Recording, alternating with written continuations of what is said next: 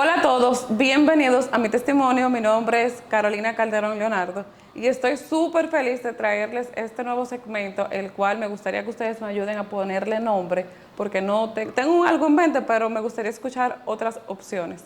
Y este segmento lo hemos traído precisamente para hablar de temas cotidianos que puedan instruir nuestras vidas y ayudarnos a conocer un poquito más de Dios, a acercarnos un poquito más a Dios y ayudarnos a tomar mejores decisiones. Por eso, en el día de hoy hemos traído un video el cual hemos llamado ¿qué es el pecado? Ese es el tema central del día de hoy.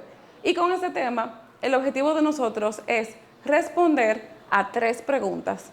La primera es, ¿qué es el pecado? La segunda es, ¿a quién afecta el pecado? Y la tercera es, ¿cuál es la importancia de apartarme del pecado? Estas 3 preguntas van a ser respondidas durante el transcurso de este video, así que quédate porque vamos a responderte. Cuando escuchamos la palabra pecado, en algunas ocasiones sabemos personas que pensamos que pecado es algo malo, efectivamente es algo que no es debido, pero vemos el pecado como algo que no es malo necesariamente, sino que lo vemos como algo bueno.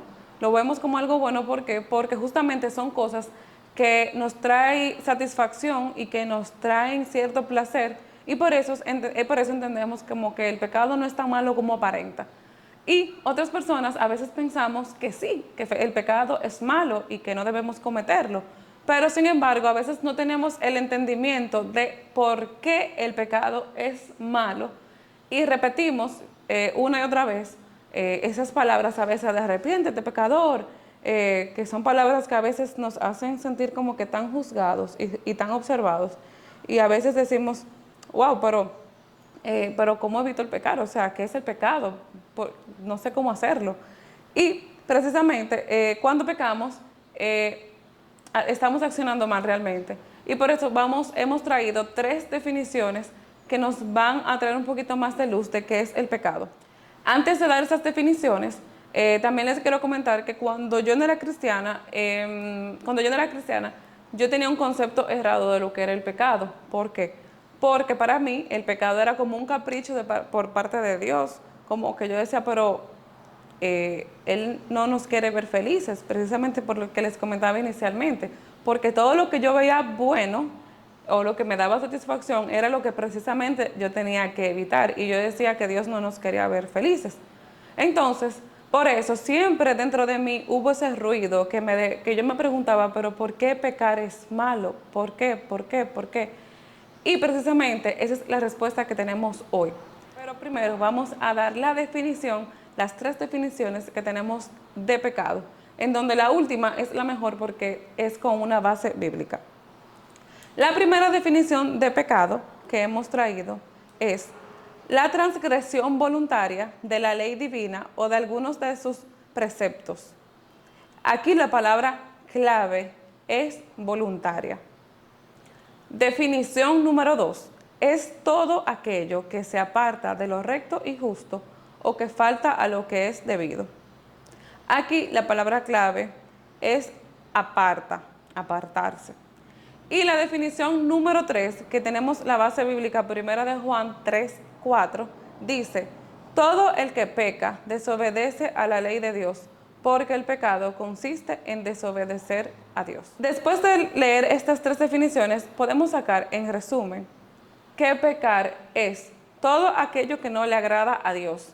Y esa era la pregunta que yo me hacía, ¿por qué el pecar no le agrada a Dios? Que fue lo que dije anteriormente, ¿por qué no podemos pecar?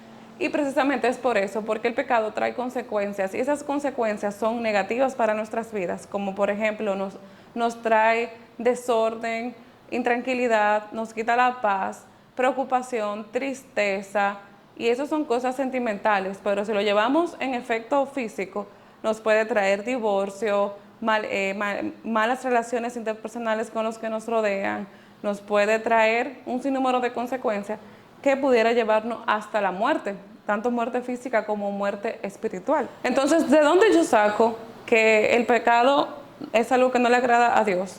¿Y por qué es importante entender esto? Porque nosotros fuimos creados por Dios y para Dios. Si vemos en Génesis, que es el primer libro de la Biblia, Génesis inicia redactando la creación del mundo, incluyendo al ser humano que somos nosotros. Nosotros fuimos creados para Dios, a imagen y semejanza de Él. Es decir, Él nos amó tanto que fuimos creados a su imagen y semejanza. ¿Para qué? Para Él. Y Él, con esta razón, no nos dejó la Biblia, la palabra, sus enseñanzas, para instruirnos por el camino correcto por el cual quiere que caminemos.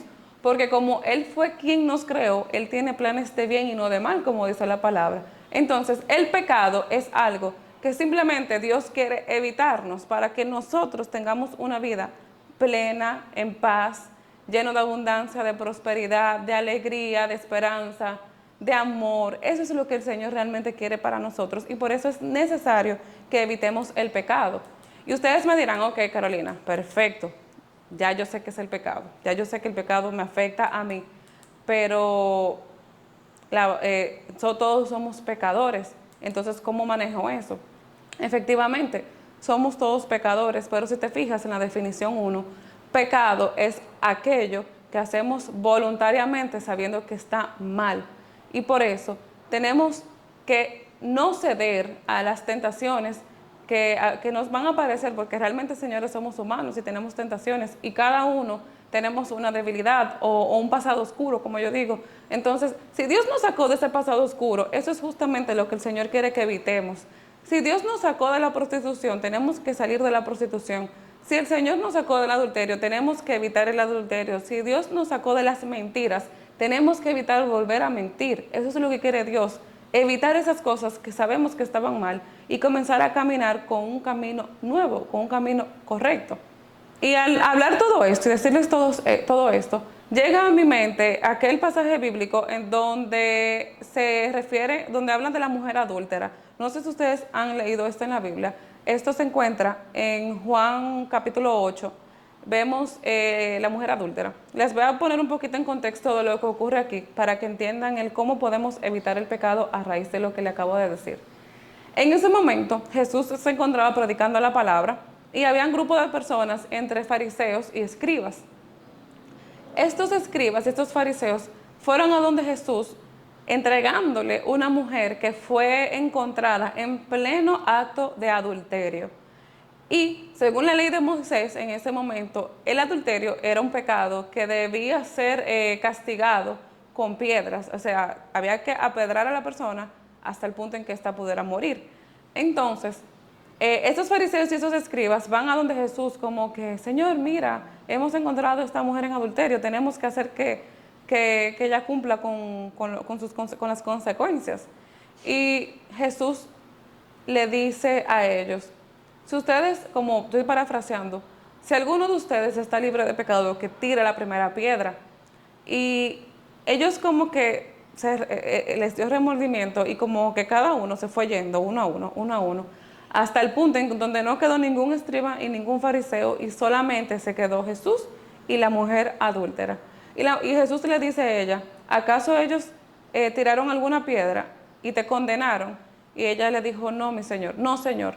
Y Jesús entonces le dice en amor, pues entonces yo tampoco te condeno, vete y no peques más. Esa es la parte que yo me quedo de este versículo, vete y no peques más. El Señor en ese momento demostró su amor hacia nosotros, su misericordia y a la vez nos da una segunda oportunidad porque a esa mujer adúltera que fue encontrada en pecado, Dios le dio una segunda oportunidad y le dio un nuevo camino, una nueva oportunidad de cómo andar. Él le dio instrucciones de cómo no hacer las cosas y le dijo, vete y no peques más. Cuando Jesús se refiere a no peques más en este momento, no está diciendo que vas a dejar de ser pecador. Le estaba diciendo a ella, esa condición que tú tienes de adulterio, evítala, ya no la vuelvas a hacer.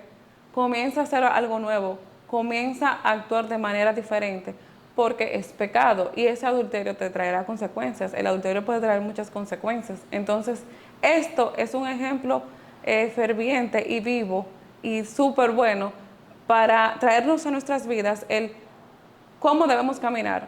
Cada quien sabemos, mando a que cada uno de nosotros hagamos un autoanálisis de aquellas cosas que quizás no estén bien, que reconocemos que debemos cambiar y que comencemos a dar pequeños pasos hasta el punto en donde eso lo podamos evitar.